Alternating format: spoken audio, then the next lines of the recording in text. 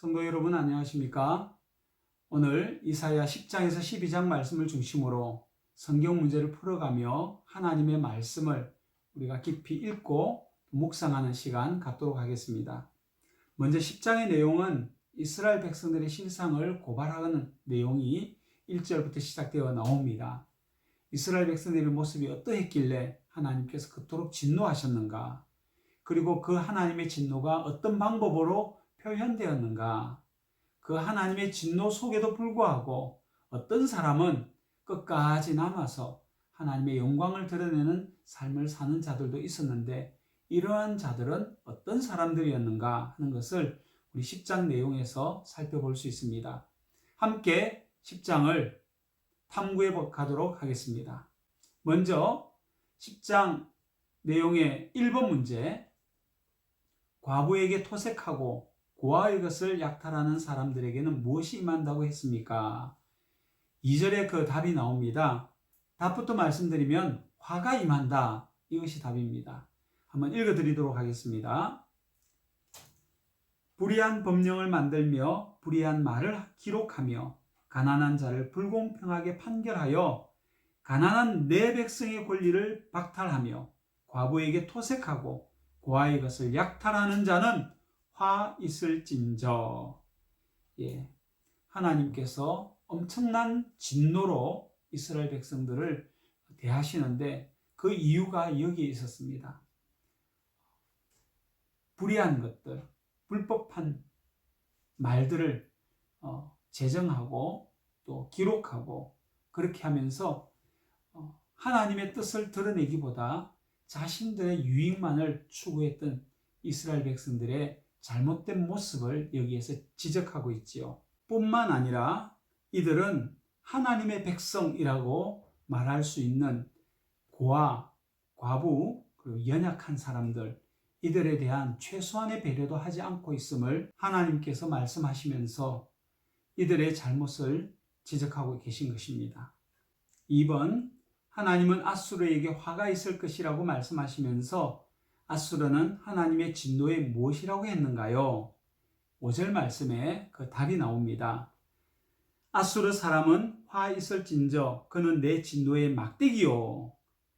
여기에서 우리가 알 수 있는 것처럼 아수르는 단순히 하나님의 진노의 막대기, 하나의 수단에 불과하다는 것입니다. 답은 막대기입니다. 3번 문제 풀어볼게요. 하나님은 아수르를 보내어 어떤 나라를 치게 했습니까? 이 막대기와 같은 아수르를 하나님께서 보내어서 하나님의 진노를 표현하게 했습니다. 그것이 아수르의 공격의 대상이 되었던 것이지요. 6절 말씀을 보면 그 답이 나옵니다. 내가 그를 보내어, 여기서 그라고 하는 것은 아수르를 말하는 것입니다. 내가 그를 보내어 경건하지 아니한 나라를 치게 하며, 여기에 답이 나왔죠. 아수르를 보내어서 경건하지 아니한 나라를 치게 하셨다라고 하는 것입니다. 그래서 답은 경건하지 아니한 나라. 4번 문제도 한번 풀어보도록 하겠습니다. 주께서 시온산과 예루살렘의 주의 일을 다 행하신 후에 누구를 벌할 것이라고 말씀하셨습니까? 12절 말씀에 보면 우리가 그 답을 알 수 있는데 일단 답을 알고 난 이후에 이 전체를 한번 묵상해 보겠습니다. 12절 말씀 읽어드리겠습니다. 그러므로 주께서 주의 일을 시온산과 예루살렘에 다 행한 후에 아수르 왕의 완악한 마음의 열매와 높은 눈의 자랑을 벌하시리라. 하나님께서 분명하게 말씀하셨습니다. 시온산과 예루살렘의 주의 일을 다 행한 후 하나님의 진노의 심판이 일어난 이후에 누구를 벌할 것인가? 하나님께서 벌할 대상, 그것은 아수르 왕이라고 하는 것입니다. 왜 그런가? 오늘 12절 말씀에 잘 나와 있지요. 아수르 왕의 완악한 마음의 열매, 그리고 높은 눈의 자랑. 다른 나라들보다 더 잘 나가고 더 힘이 있고 강대국이고 뭔가 내가 그들보다는 특별한 능력을 가졌다라고 생각하고 스스로 교만해졌던 이들, 그들에게 하나님께서 당신의 능력으로, 당신의 힘으로, 당신의 뜻으로 이 모든 일들이 되어졌다라고 하는 것을 명확하게 하시기 위하여 이 교만한 왕을 벌하시겠다라고 하셨던 것입니다.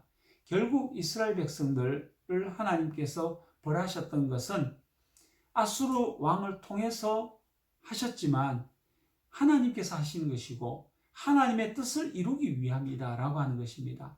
그저 이스라엘 백성들을 없애버리기 위함이 아니라 그들을 새롭게 회복하고 하나님께로 돌이키게 하기 위함이 그 목적임을 여기에서 알 수 있습니다. 다음 문제를 보겠습니다. 5번 문제입니다. 아수르가 하나님으로부터 벌을 받고 이스라엘의 어떤 사람들이 더 이상 아수르를 의지하지 않는다고 했나요? 아수르가 하나님으로부터 벌을 받고 난 이후에 그동안 아수르를 두려워하고 아수르를 힘들어했던 사람들이 있습니다.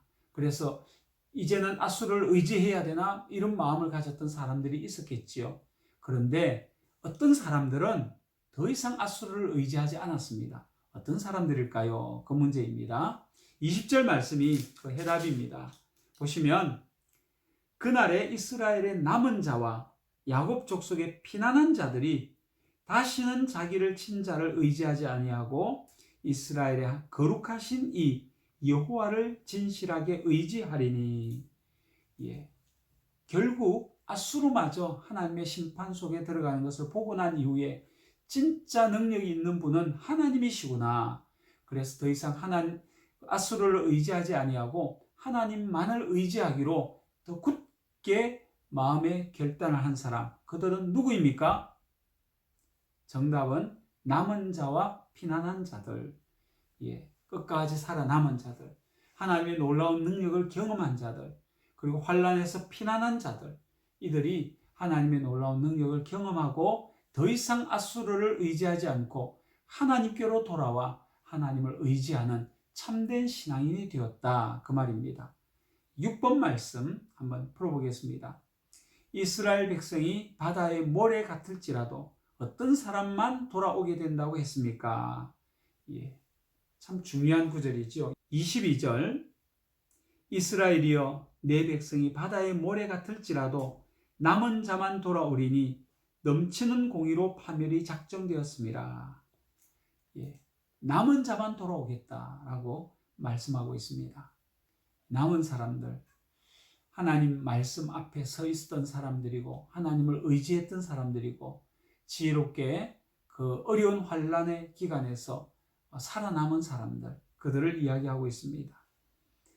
7번 문제, 하나님은 시온의 백성들에게 누구를 더 이상 두려워하지 말라고 하였습니까?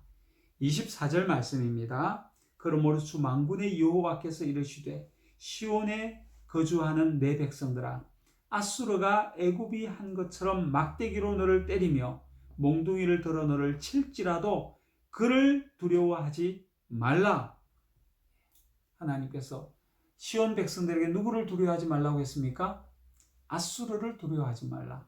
그를 두려워하지 말라는 말은 아수르입니다. 아수르는 단순히 하나님의 진노의 막대기일 뿐이고 그들이 하나님 앞에 겸손하지 아니하면 그들 또한 이스라엘 백성들처럼 멸망에 처할 수밖에 없는 존재이다 라고 하는 것을 여기에서 명확히 하고 있는 것입니다. 우리가 의지할 자, 우리를 두렵게 하는 자들이 아니라 하나님이심을 오늘도 우리가 고백하며 살아가는 삶이 되시기를 바랍니다. 11장입니다. 11장은 소망을 주시는 하나님의 모습에 대해서 우리에게 알려주고 있습니다. 10장 전체를 우리가 읽어봐서 알다시피 진정한 능력자는 아수르가 아니라 하나님이다 라고 하는 것. 이스라엘을 아수르가 심판했지만 그 배후에 하나님의 뜻이 있었고 하나님의 손길이 있었다라고 하는 사실을 명확하게 한 이후에 이 하나님께서 정말 바라시는 것, 하나님의 나라가 무엇인지, 하나님은 어떤 분인지에 대하여 11장에 명확하게 밝히고 있습니다. 먼저 1번부터 우리가 문제를 풀어가면서 11장에 있는 내용들을 우리가 익혀가는 시간 갖도록 하겠습니다. 1번, 어느 줄기에서 한 싹이 나며 뿌리에서 한 가지가 나서 결실할 것이라고 했습니까? 1절 보면 답이 나와 있습니다. 이새의 줄기에서 한 싹이 나며 그 뿌리에서 한 가지가 나서 결실할 것이다 라고 말씀합니다. 그렇습니다. 하나님은 새로운 희망의 존재를 준비하고 계셨고 하나님께서 그것을 예언하셨고 그 희망의 줄기, 이 새의 줄기를 통하여서 하나님의 위대한 나라를 새롭게 건설하실 것을 이야기하고 있습니다. 정답은 이새입니다. 2번 문제, 이 새의 줄기 위에 강림하시는 영은 어떤 영입니까? 2절에 나와 있습니다. 그 위에 여호와의 영, 답이 나왔지요? 여호와의 영이 답입니다. 그런데 이 여호와의 영을 좀 더 구체적으로 다양하게 표현하고 있습니다. 읽어드릴게요. 곧 지혜와 총명의 영, 이것이 답이죠. 첫 번째 지혜와 총명의 영, 두 번째 모략과 재능의 영, 세 번째 지식과 여호와를 경외하는 영이 강림하시리니. 어쨌든 이 이새의 줄기 위에, 줄기라고 하는 말은 후손을 이야기하고 있습니다. 다윗 왕의 후손, 그 계열의 후손 가운데 하나님의 영이 임하시는데 지혜와 청명의 영이요 모략과 재능의 영이요 지식과 여호와를 경외하는 영이 임하여서 새로운 시대를 이끌어 가실 것을 말씀하십니다.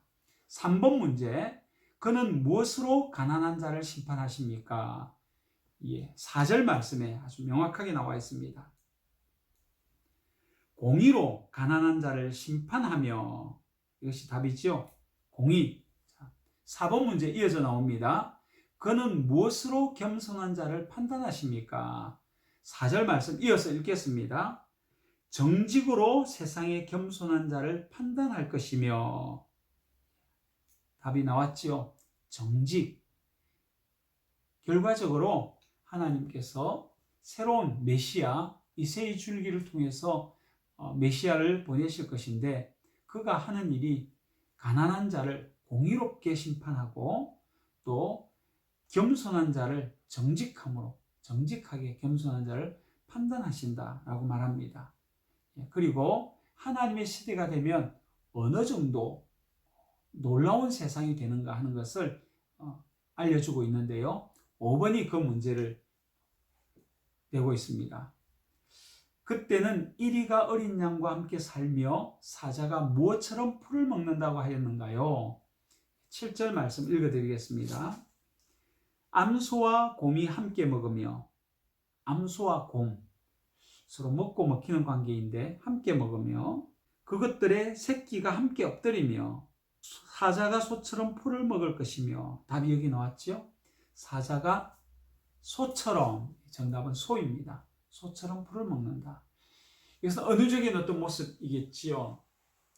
강자와 약자가 없고 모두가 하나가 되어 평화로운 세상을 만들어가는 그 시대가 올 것을 이야기하고 있습니다.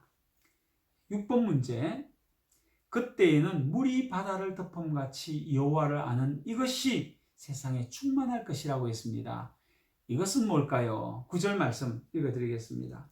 내 거룩한 산 모든 곳에서 해됨도 없고 상함도 없을 것이니 이는 물이 바다를 덮음같이 여호와를 아는 지식이 세상에 충만할 것이라. 여호와를 아는 지식이 세상에 충만할 것이다 라고 했습니다. 지금 이 시대는 하나님을 아는 지식이 없습니다. 그러나 그 시대가 되면 하나님의 참된 공의가 서고 또 하나님을 아는 지식이 편만할 것을 여기에서 이야기하고 있지요. 이것으로 11장의 내용을 마치겠습니다. 12장 시작합니다. 12장은 아주 짧은 감사 찬송의 시입니다. 두 문제입니다. 한번 볼까요? 하나님은 우리의 구원이시며 우리가 신뢰하고 두려움이 없으며 또한 여호와는 우리의 무엇이 된다고 노래합니까? 2절 말씀에 아주 답이 정확히 나와 있습니다. 보라, 하나님은 나의 구원이시라. 내가 신뢰하고 두려움이 없으리니 주 여호와는 나의 힘이시며 나의 노래시며 나의 구원이심이라. 정답은 힘, 노래, 구원입니다. 우리가 이 구절에서도 알 수 있는 것처럼 우리가 11장과 12장이 이렇게 연결되어지고 있는 것을 알 수 있습니다. 평화로운 시대, 또 하나님의 남은 백성이 돌아오고 난 이후에 이 백성들이 하나님을 찬송하는 감사의 찬송이 12장에 기록되어져 있습니다. 마지막 두 번째 문제, 여호와께서 하신 일을 어디에 알게 하라고 하였는가? 5절 말씀. 여호와를 찬송할 것은 극히 아름다운 일을 하셨음이니 이를 온 땅에 알게 할지어다. 이것이 찬송입니다. 하나님의 위대함을 노래하고 하나님의 위대함이 온 땅에 편만하게 선포되어지기를 소망하며 또 그 나라를 이루기 위해서 애쓰는 이것이 우리의 진정한 찬송이지요. 오늘도 저와 여러분이 하나님의 나라를 소망하며 이런 아름다운 찬송을 지어 부르는 삶을 살아가는 멋진 백성 되시기를 주님의 이름으로 축원합니다. 샬롬. 내일 또 뵙겠습니다.